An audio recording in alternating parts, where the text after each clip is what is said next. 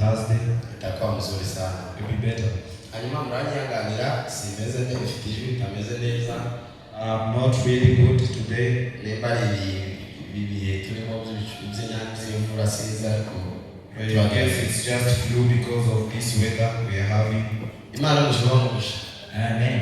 Tuyegereza n'abantu baza gukurikirana amateraniro. We welcome all who maybe might follow us online.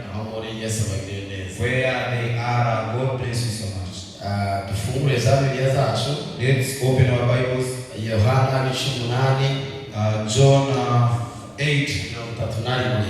8:31. Unazifungurire Yesaya. Let's open Isaiah 9:6. Robert 9:6. Yamikina nihute cyane. 31. Yes. John 8:31. The Bible says, Then said Jesus to those Jews which believed on him, if you continue, that one, that's two. That one and that two. Yes. 8:31. All verse.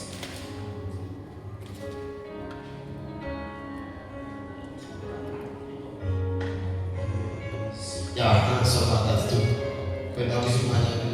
Oh, that two. The Bible says, and you shall know the truth, and the truth shall make you free. Amen. Amen. So Marivana, Yesaya 9:6 wageze. Isaiah 9:6. For to us a child is born, to us a son is given, and the government will be on his shoulders, and he will be called Wonderful Counselor, Mighty God, Everlasting Father, Prince of Peace. Amen.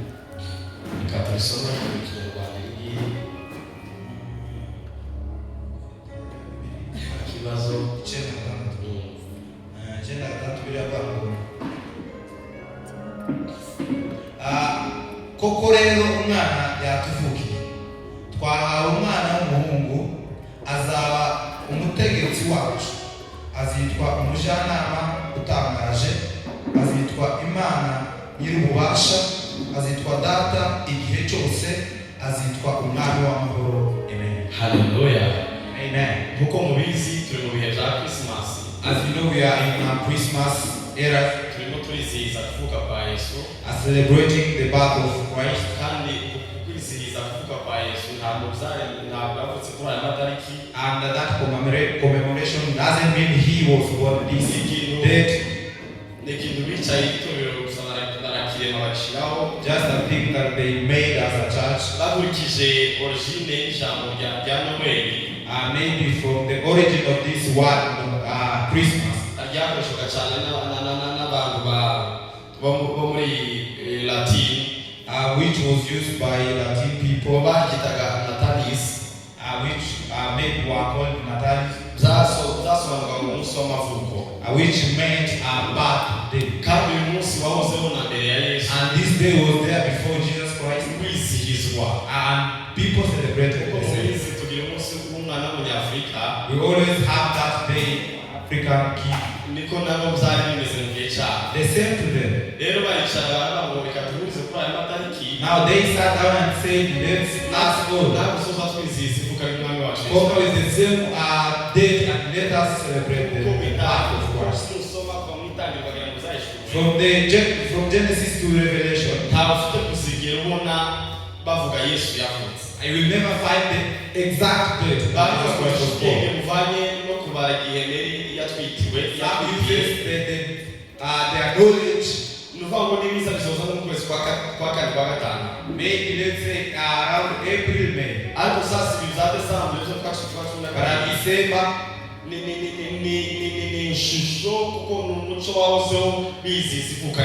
Just an image of what the culture which was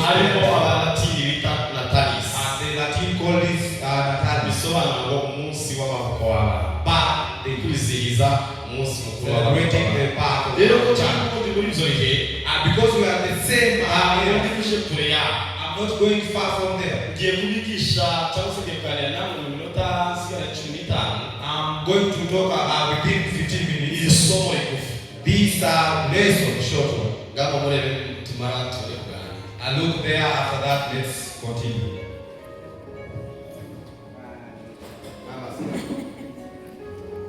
Ndashaka ngo tuganire hejuru yo kubaturwa rwose.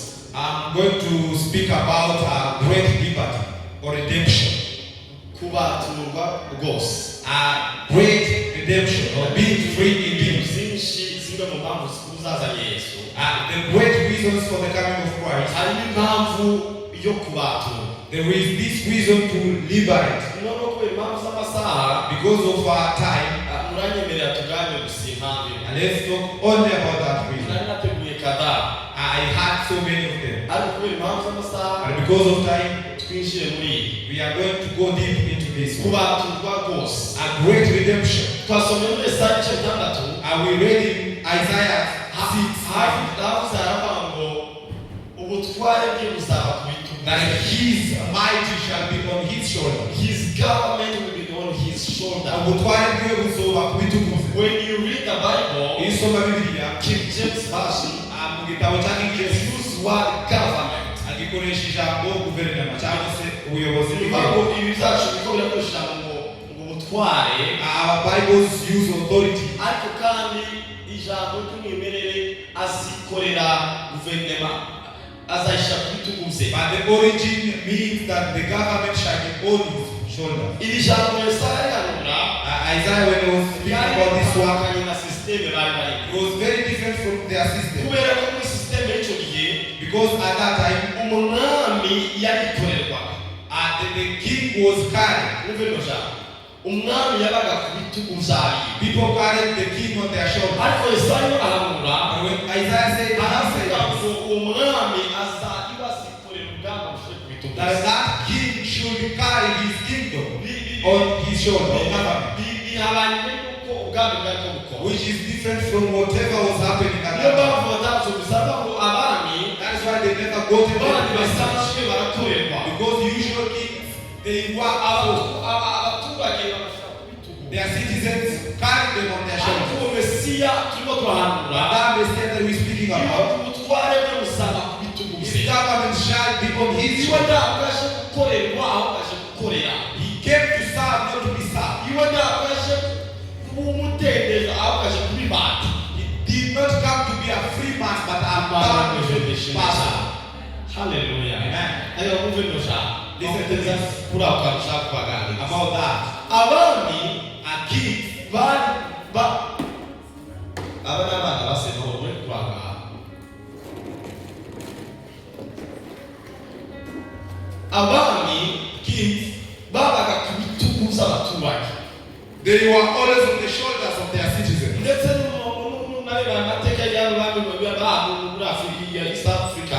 Even in our communities, Iyo East African communities, amafoto babatwaraga ku when you see the pictures, they were carried. tuvuga ngo autorité yabo yabaga iri ku bitugu by'abaturage. Their authority was on the shoulders of Ariko their citizens. Yesu we But Jesus Christ, kuza when he came, utwara niba ngo we yikoreye abantu bose ku bitugu bye. he took everyone on his shoulder. Umwami w'amahoro A king of yaje muri minisiteri zimwe z'ubu gusomya munsi bavuze when you read below that bazaba passage, umujyanama mwiza, he will be a great counselor, Imana ikomeye, mighty God, data wa twese, our everlasting umwami Father, w'amahoro. and Prince of Peace. Glory be to Jesus. Amen.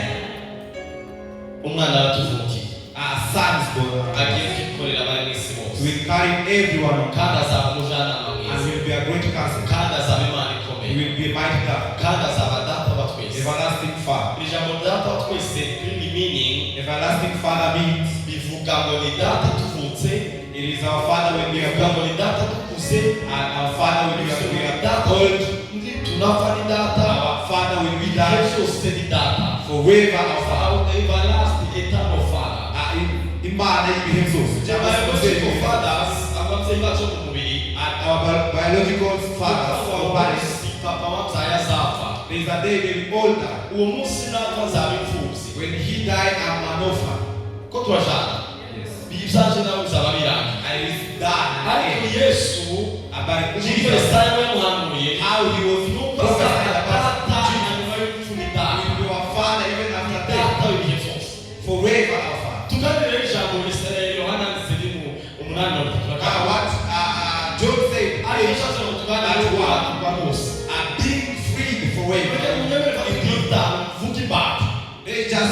about slaves 5 minutes. birahita bigurisha kumva ku bantu. It will make you understand how redemption works. Abize amateka In our history in hari igihe Africa, cyabaye Afurika iyobowe n'abantu. there were times when we were led by Icyo kings gihe nta bihugu byari bihari. and there were no countries. Muce haza abana bo baje gukora business. And there were Arabs who came as businessmen. Bakora isoko babona hari abantu benshi. When they did their market and trade, Muce muri Amerika bagira amahirwe yo kweza ibimera zo mu bwoko bw'ibisheke cyane. and they did their cultivating and they got this sugar cane. Ariko babura abantu babihingirira. And nobody could Bakora n'amasezerano n'Abarabu ndetse na Western people. and then the Arabs had an agreement. Bakaza muri Afurika bagafata abantu bakabashana iwabo kubagira They imbaho. came in Africa and took some people to go and be a slave. Kumva rero kumubata.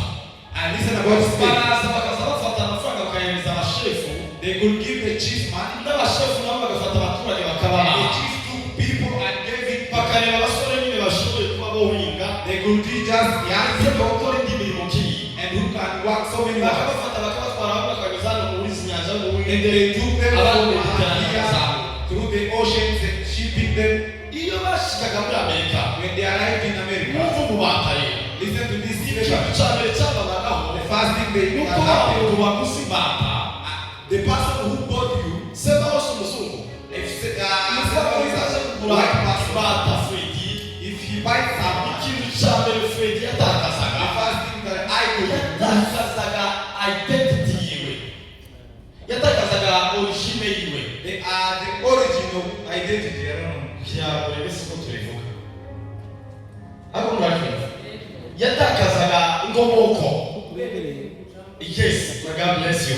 Umuntu yatakazaga ubwenegihugu bwe. And the identity was citizenship. Uwo mwanya bagahita baguhereza izina rya Semaho. Now the other time they give you the name of Semaho, Property of Semaho. because kuri wewe neza.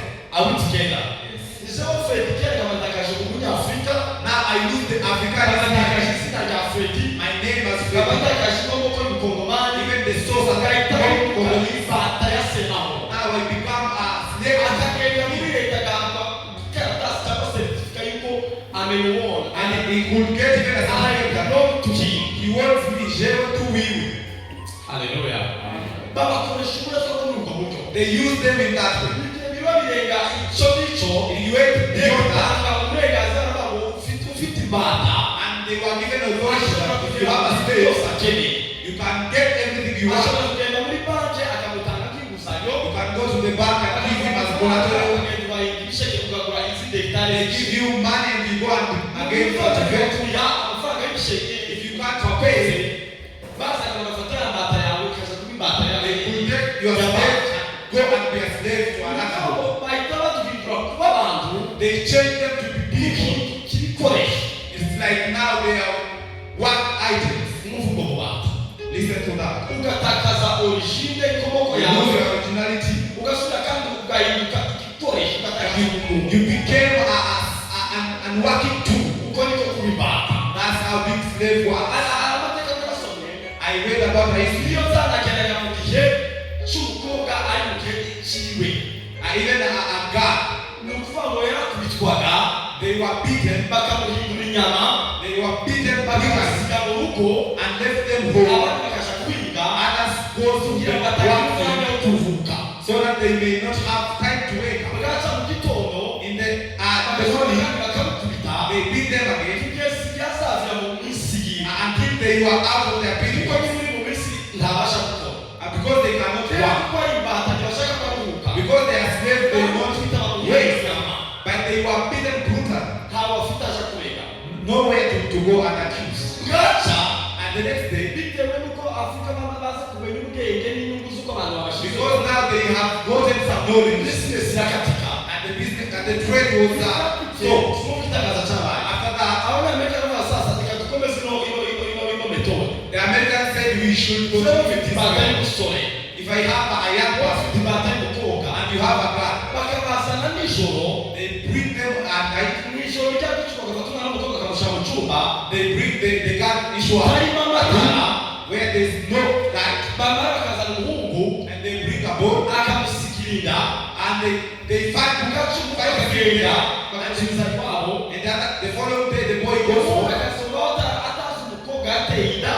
the boy lives without knowing umukobwa the yamenye God. umuteye inda And even the God doesn't know the iyo boy. yitsa umwana kujya hasi When she gives birth, bahitaga bamugurisha they sold them. kuko umwana yacika hasi When they give birth, kera ku isoko immediately they sold them. agahinda kutamenya se w'umwana God lives without knowing the father of the son. agahinda kutamenya umwana Even not knowing the son. ise w'umwana agahinda kutamenya nyina The w'umwana father doesn't know the mother of the son. agahinda kutamenya umwana Not even knowing the son. umwana agahinda kutamenya se And the son doesn't know the father. agahinda kutamenya nyina Even the mother. icyo nicyo bita ububata That's how the slavery was. kutagira imvugo Not having a say. buke haza umukiza muri amerika And now they came a haza savior in umutegetsi America. bita abraham lincoln Yes. Abraham Lincoln came in in America. 1863 63. we declare freedom of slavery. Alafu wango Ubata. alikuwe Ariko ibi kuko America ni federal government. because the American was a federal government. Muri make It is a parliamentary. ifite intara kagira muri kora gutandukanye. The states had how they were working. Ibihugu intara zimwe zo mashaka. Some states in South, Zemeriyo iyo metode zitazwe ku imfungwa za. they accepted and liberated Fashe muri America. but they know that Ibyo biranga. they refused. Mu mwaka 60 rero in 1865 icumi n'umunani mirongo itanu na gatanu. niko rero baje kuba babizana no gusa kuba no iko imfungwa zigomba kurekurwa. And they were made a law so that every slavery could be ended. amateka y'umugabo umwe bita Nathaniel And there is a man called Nathaniel wari imbata who was a slave. ubereye kubohoka. And listen about being free. umugabo Nathaniel And this man Nathaniel, yari umukozi yabaye imbata y'umugabo w'umunyamerika bita Smith. and he was a slave to somebody called Smith, American man, imyaka irindwi for 7 years. kandi yarabatuwe. But he was liberated. Tugeze ku isomo rya sheria. Now this is my lesson. Nyuma yo gutambutsa sheria ya kubacirwa kuba huru, After the law was given so that every slave could go home, uyu mugabo bamuhaye ikaratasi yo kurekura Nathaniel. this man was given, Smith was given papers to liberate Nathaniel. He took those papers and hid them. Gukoresha Nathaniel mu gihe Continued him for 7 years. umwana wo gukogaranye Now the following day, arasabira batatu And they were known. bano kugwi.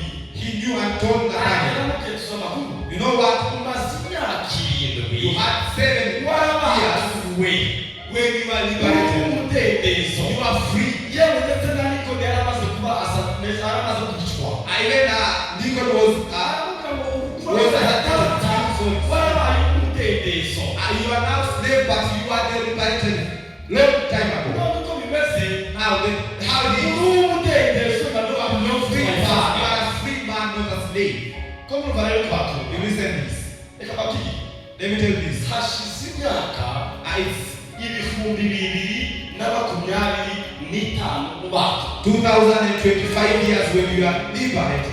Niryo somo ryacu. That's my lesson. Nathaniel yabaye ubuyobe Nathaniel lived in a akorera several for 7 years bitewe n'ikintu kimwe because of one thing, utamenya ku bantu.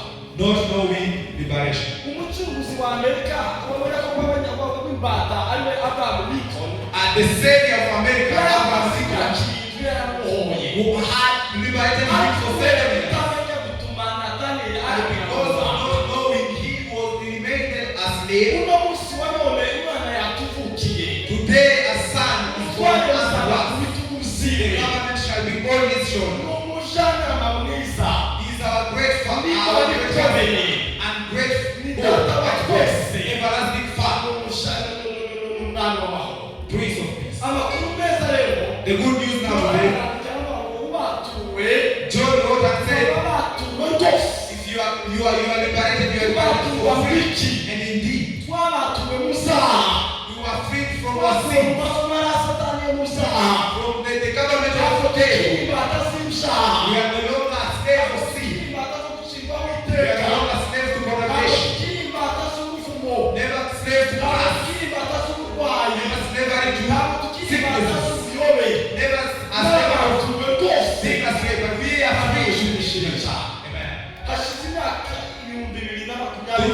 25 years. Yesu Kristo yaraje mu Jesus buzima Christ came to free iyi niyo us. nkuru nziza This is the great iyo news wawe umwana w'umuhungu that we were given a Simba son. muzanye rero If you have, ikorera guverinoma akahisha ku it bitugu carries the government ariko and tuba tuba bose and gives us freedom. glory be to Jesus hallelujah Amen. sinumva twari tuzaha I don't know if you're together. mwumva muno gusobanura kano kantu mugiye gusoma hanyuma duhite dusoza Listen this explanation and we're going to end.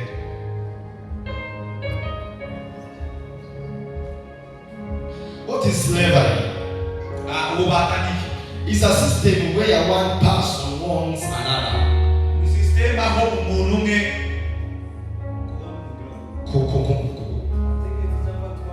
abatwaye koresha atwaye undi, treating them abakoresha cyangwa se abafata as property nk'ibikoresho to be bought byo kugurwa no kugurisha. over slavery Wumve ibyo ububata. is a system where one person Ni system uko umuntu umwe own another abatunze k'abandi, treating them abakoresha. niba mpamvu gusobanura bitangiye bivuga umuntu It starts by ariko a ushyiraho person. hagati bita bihindura inyito ahinduka But property here in the beginning now you are a tool. to be bought Ugurwa, sold akagurishwa, and forced agahatwa, to work out pay agukoreshwa, stripping them of freedom agahatwa bakuraho ubwigenge and bwawe. rights Uburenganzira for another's economic or personal gain. Personality gain. no mu buryo bwo kwitsindira, mu buryo bw'iwe personal cyangwa se mu buryo bwa economy. Ubu bataki What is slavery? umuntu n'ukutaka umuntu You lose a personal identity. igikoresho gifitiye nyiracuma You became a tool which benefits the owner. agatakaza uburenganzira bwiwe You lose your rights. agatakaza freedom yiwe You lose your freedom. no kwisaba kiwe Yes, you lose your freedom. satani amaze kutubata When we were slaves to such behavior, twatakaje kuba abana b'imana we lost the right to become the twatakaje children of God. kuba icyaremwe cy'imana And we lost the identity of being creation of God. itangiriro Because in the beginning, nk'uko in Genesis dusenga Genesis, twahumekewe n'umwuka w'ubugingo and God breathed His breath into us. twahumira imana yenze igitaka yavuze ihuza umunwa naco God took the man that He made and mouth to mouth. ihumekera n'umwuka w'ubugingo Breathe in the nuko life. umwana w'umuntu yari afite ubudahangarwamenzi You had that authority. ariko tumaze kwambuka But uburenganzira after it was taken away from us, haleluya duhinduka imbata za satani we became slaves to the devil. duhinduka ibikoresho bya satani And we were tools used by Him, bifitiye umumaro which benefits Him. niyo mpamvu bivuga ngo dutwaraho tugirirwa imbabazi That's why the Bible says we deserve no mercy. amahanga We were Gentiles. agitabo nasomye cyacu twari mu bwoko bw'inyenzi The Bible says sometimes there's a book says that we are cockroaches inzoka in states. ntitwari tukiri abantu We were no longer people. ariko kubera ko yesu yatubanguriye Because Jesus Christ was one to twakuwe mu us. bubata We were out of twari slavery. tutamudendezo Now we are free. niyo mpamvu bibiri ivuga ngo ntimwahaguruka kandi basubiza mu bubata That's why the Bible says that we come from the spirit of slavery. But the one, what He speaks. Amen. ariko murabyumva I don't know if you get this. ngo ubutware bwe buzaba kubituza That the government shall be on His kandi hand. muzaba umwami w'amahoro He will be the prince of peace. yesu yavutse kugira ngo atubatu He was born to save us. mpamvu dusenge Stand up, let us pray. azabezaho buri mwanya kino gihe I must get another time to explain this.